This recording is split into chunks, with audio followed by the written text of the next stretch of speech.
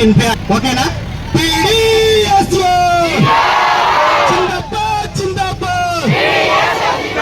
విడుదల చేయాలి. పెండింగ్ లో ఉన్న స్కాలర్షిప్ రియంబర్స్మెంట్ బకాయిలు విడుదల చేయాలి.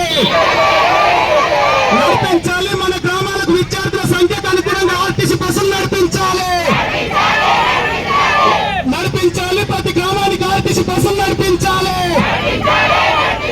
ఏర్పాటు చేయాలి. జిల్లా కేంద్రంలో పీజీ కళాశాలను ఏర్పాటు చేయాలి. జిల్లా కేంద్రంలో మహిళా డిగ్రీ కళాశాలను ఏర్పాటు చేయాలి. పోరాడదాం. విద్యారంగ సమస్యల పరిష్కారంపై పోరాడదాం.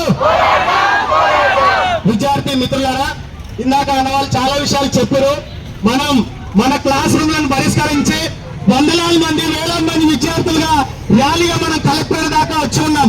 ఈ రోజు టీడీఎస్ ఆధ్వర్యంలో రాష్ట్ర వ్యాప్తంగా కూడా ప్రతి గ్రామానికి విద్యార్థుల సంఖ్యకు ఆర్టీసీ బస్సులు నడిపించాలి.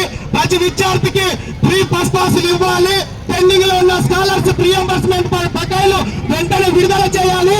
అట్లాగే స్థానికంగా నారాయణపేట జిల్లా కేంద్రంలో పీజీ కళాశాల డిగ్రీ మహిళా కళాశాలని ఏర్పాటు చేయాలని చెప్పేసి, అట్లాగే ప్రభుత్వ హాస్టల్స్ బీసీ లేదా ఇతర హాస్టళ్లకు సొంత భవనాలు నిర్మాణం చేయాలని చెప్పేసి, హాస్టల్లో ఉన్న విద్యార్థులకు మెస్ ఛార్జీలు పెంచి తక్షణమే విద్యార్థులకు అమలు చేయాలని చెప్పేసి మనం అనేక డిమాండ్లతో ఈరోజు కలెక్టరేట్ కార్యాలయం ముట్టడించే కార్యక్రమం మనం పెట్టుకున్నాం. ఇందాకనే చెప్పిండు మన రాష్ట్ర ముఖ్యమంత్రి ఎవరు?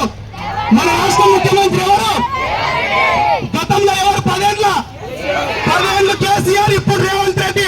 అప్పుడు కేసీఆర్, ఇప్పుడు రేవంత్ రెడ్డికి ఏమైనా తేడా ఉందా?